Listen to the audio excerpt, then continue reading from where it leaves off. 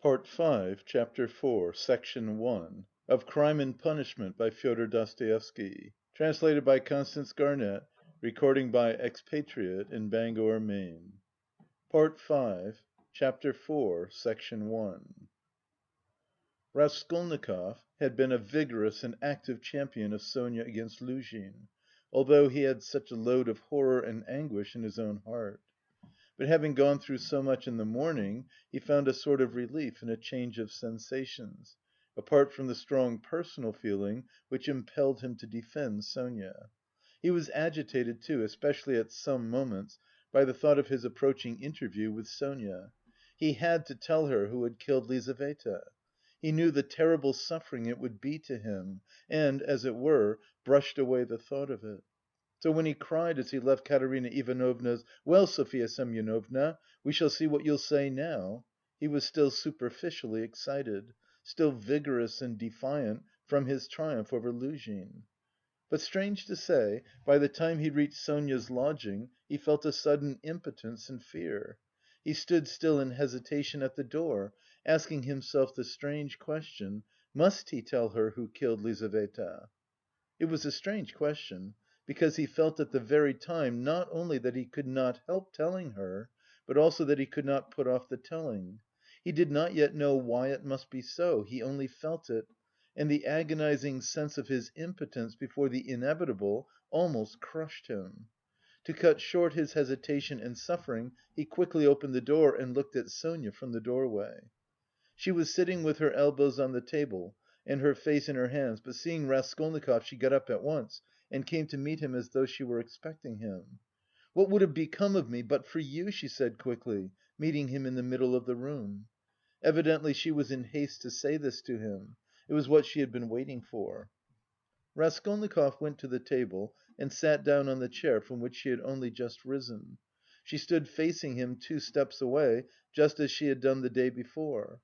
"Well, Sonia," he said, and felt that his voice was trembling. "It was all due to your social position and the habits associated with it. Did you understand that just now?" Her face showed her distress. "Only don't talk to me as you did yesterday," she interrupted him. "Please don't begin it. There is misery enough without that." She made haste to smile, afraid that he might not like the reproach. "I was silly to come away from there. What is happening there now? I wanted to go back directly, but I kept thinking that you would come." He told her that Amalia Ivanovna was turning them out of their lodging and that Katerina Ivanovna had run off somewhere to seek justice. "My God!" cried Sonia, "let's go at once!" And she snatched up her cape. "It's everlastingly the same thing," said Raskolnikov irritably. "You've no thought except for them. Stay a little with me." "But Katerina Ivanovna?" "You won't lose Katerina Ivanovna, you may be sure. She'll come to you herself since she has run out," he added peevishly. "If she doesn't find you here, you'll be blamed for it." Sonia sat down in painful suspense. Raskolnikov was silent, gazing at the floor and deliberating. "This time Luzhin did not want to prosecute you," he began, not looking at Sonia.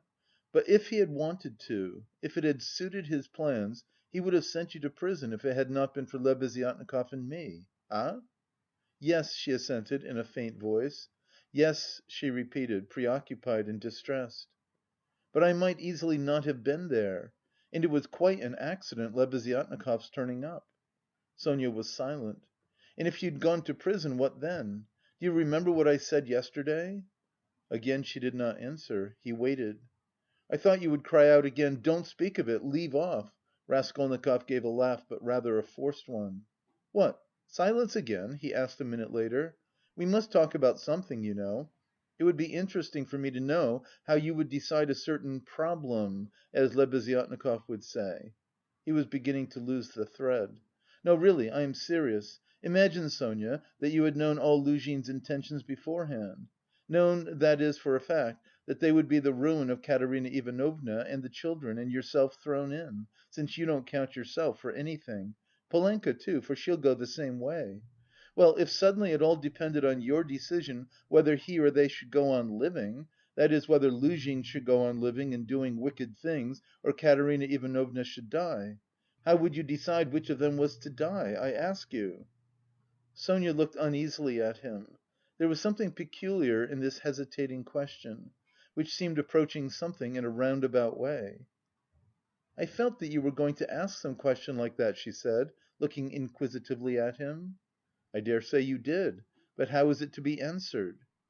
"Why do you ask about what could not happen?" said Sonia reluctantly. "Then it would be better for Luzhin to go on living and doing wicked things? You haven't dared to decide even that." "But I can't know the divine providence. And why do you ask what can't be answered? What's the use of such foolish questions? How could it happen that it should depend on my decision? Who has made me a judge to decide who is to live and who is not to live?" "Oh, if the divine providence is to be mixed up in it, there's no doing anything," Raskolnikov grumbled morosely. "You'd better say straight out what you want," Sonia cried in distress. "You are leading up to something again. Can you have come simply to torture me?" She could not control herself and began crying bitterly. He looked at her in gloomy misery. 5 minutes passed. "Of course, you're right, Sonia," he said softly at last. He was suddenly changed. His tone of assumed arrogance and helpless defiance was gone. Even his voice was suddenly weak. "I told you yesterday that I was not coming to ask forgiveness, and almost the first thing I've said is to ask forgiveness. I said that about Luzhin and Providence for my own sake. I was asking forgiveness, Sonia." He tried to smile, but there was something helpless and incomplete in his pale smile. He bowed his head and hid his face in his hands. And suddenly a strange, surprising sensation of a sort of bitter hatred for Sonia passed through his heart. As it were wondering and frightened of this sensation, he raised his head and looked intently at her. But he met her uneasy and painfully anxious eyes fixed on him. There was love in them; his hatred vanished like a phantom. It was not the real feeling; he had taken the one feeling for the other.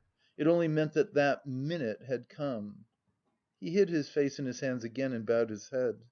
Suddenly he turned pale, got up from his chair, looked at Sonia and without uttering a word sat down mechanically on her bed. His sensations that moment were terribly like the moment when he had stood over the old woman with the axe in his hand, and felt that he must not lose another minute. "What's the matter?" asked Sonia, dreadfully frightened. He could not utter a word. This was not at all the way he had intended to tell, and he did not understand what was happening to him now. She went up to him softly, sat down on the bed beside him and waited, not taking her eyes off him. Her heart throbbed and sank. It was unendurable. He turned his deadly pale face to her. His lips worked, helplessly struggling to utter something. A pang of terror passed through Sonia's heart. "What's the matter?" she repeated, drawing a little away from him. "Nothing, Sonia, don't be frightened, it's nonsense. It really is nonsense, if you think of it," he muttered like a man in delirium.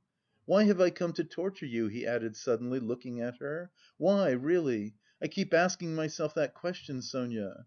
He had perhaps been asking himself that question a quarter of an hour before, but now he spoke helplessly, hardly knowing what he said and feeling a continual tremor all over. "Oh, how you are suffering!" she muttered in distress, looking intently at him. "It's all nonsense. Listen, Sonia," he suddenly smiled, a pale, helpless smile for 2 seconds. "You remember what I meant to tell you yesterday?" Sonia waited uneasily. "I said as I went away that perhaps I was saying good bye forever, but that if I came to day, I would tell you who killed Lizaveta." She began trembling all over. "Well, here I've come to tell you." "Then you really meant it yesterday?" she whispered with difficulty. "How do you know?" she asked quickly, as though suddenly regaining her reason. Sonia's face grew paler and paler and she breathed painfully. "I know." She paused a minute. "Have they found him?" she asked timidly. "No." "Then how do you know about it?" she asked again, hardly audibly and again after a minute's pause. He turned to her and looked very intently at her. "Guess," he said, with the same distorted helpless smile. A shudder passed over her. "But you... why do you frighten me like this?" she said, smiling like a child. "I must be a great friend of his, since I know," Raskolnikov went on, still gazing into her face, as though he could not turn his eyes away. "He did not mean to kill that Lizaveta. He killed her accidentally. He meant to kill the old woman when she was alone and he went there, and then Lizaveta came in. He killed her too." Another awful moment passed. Both still gazed at one another. "You can't guess then?" he asked suddenly, feeling as though he were flinging himself down from a steeple. "No," whispered Sonia. "Take a good look." As soon as he had said this again, the same familiar sensation froze his heart. He looked at her, and all at once seemed to see in her face the face of Lizaveta.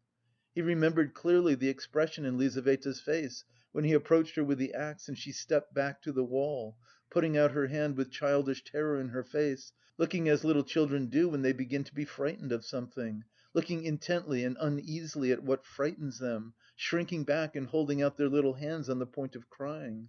Almost the same thing happened now to Sonia.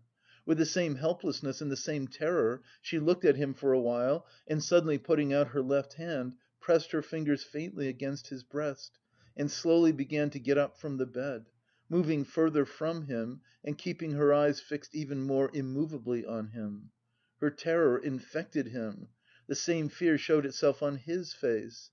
In the same way he stared at her and almost with the same childish smile. "Have you guessed?" he whispered at last. "Good God!" broke in an awful wail from her bosom. She sank helplessly on the bed with her face in the pillows, but a moment later she got up, moved quickly to him, seized both his hands and, gripping them tight in her thin fingers, began looking into his face again with the same intent stare.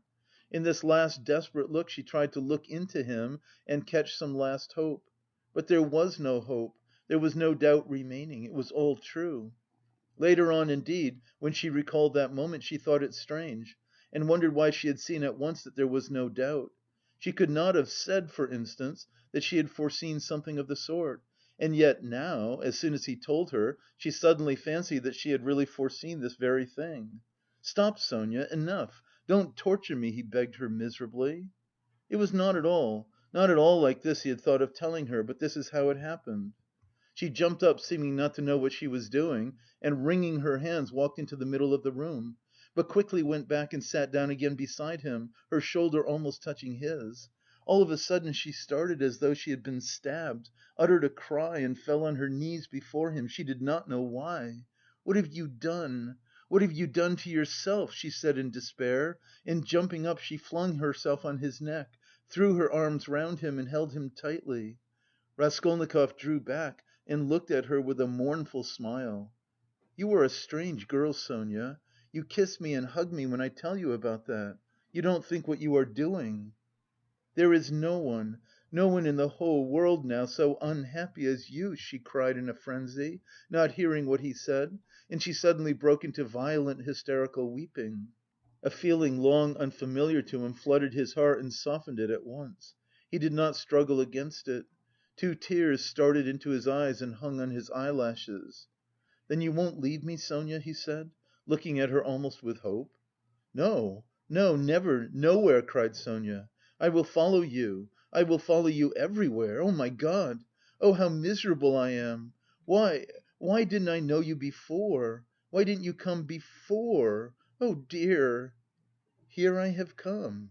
"Yes, now. What's to be done now? Together, together," she repeated, as it were unconsciously, and she hugged him again. "I'll follow you to Siberia."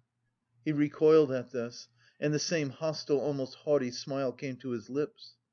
"Perhaps I don't want to go to Siberia yet, Sonia," he said. Sonia looked at him quickly.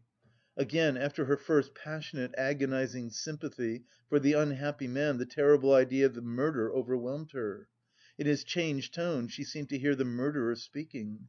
She looked at him bewildered. She knew nothing as yet, why, how, with what object it had been. Now all these questions rushed at once into her mind and again she could not believe it. He is a murderer? Could it be true? "What's the meaning of it? Where am I?" she said in complete bewilderment, as though still unable to recover herself. "How could you? You, a man like you! How could you bring yourself to it? What does it mean?" "Oh, well, to plunder. Leave off, Sonia," he answered wearily, almost with vexation. Sonia stood as though struck dumb, but suddenly she cried: "You were hungry? It was... to help your mother? Yes?" "No, Sonia, no," he muttered, turning away and hanging his head. "I was not so hungry. I certainly did want to help my mother, but... That's not the real thing either. Don't torture me, Sonia." Sonia clasped her hands. "Could it, could it all be true? Good God, what a truth! Who could believe it? And how could you give away your last farthing and yet rob and murder? Ah!" she cried suddenly. "That money you gave Katerina Ivanovna, that money! Can that money..." "No, Sonia," he broke in hurriedly, "that money was not it. Don't worry yourself. That money my mother sent me and it came when I was ill, the day I gave it to you. Razumihin saw it, he received it for me. That money was mine, my own." Sonia listened to him in bewilderment and did her utmost to comprehend. "And that money... I don't even know really whether there was any money," he added softly, as though reflecting. "I took a purse off her neck, made of chamois leather, a purse stuffed full of something. But I didn't look in it, I suppose I hadn't time. And the things, chains and trinkets, I buried under a stone with the purse, next morning, in a yard off the V Prospect. They are all there now." Sonia strained every nerve to listen. "Then why you said you did it to rob, but you took nothing?" she asked quickly, catching at a straw. "I don't know. I haven't yet decided whether to take that money or not," he said, musing again, and seeming to wake up with a start, he gave a brief ironical smile. "Ach, what silly stuff I am talking, eh?" The thought flashed through Sonia's mind: wasn't he mad? But she dismissed it at once. No, it was something else. She could make nothing of it, nothing. "Do you know, Sonia," he said suddenly with conviction, "let me tell you, if I'd simply killed because I was hungry," laying stress on every word and looking enigmatically but sincerely at her, "I should be happy now. You must believe that. What would it matter to you," he cried a moment later with a sort of despair, "what would it matter to you if I were to confess that I did wrong? What do you gain by such a stupid triumph over me? Ah, Sonia, was it for that I've come to you to day?" Again Sonia tried to say something but did not speak. End of Part 5, Chapter 4, Section 1. Recording by Expatriate in Bangor, Maine.